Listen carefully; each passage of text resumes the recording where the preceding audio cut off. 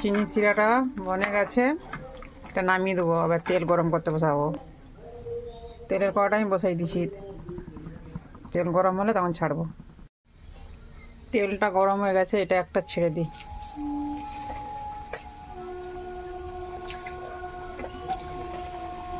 এক একটা করে 4টা ছাড়বো।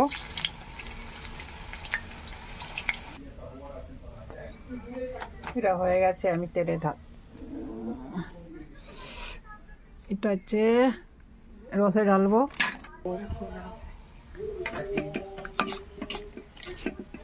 হ্যাঁ, এটা উঠে নেবো আবার প্লেট নিয়ে।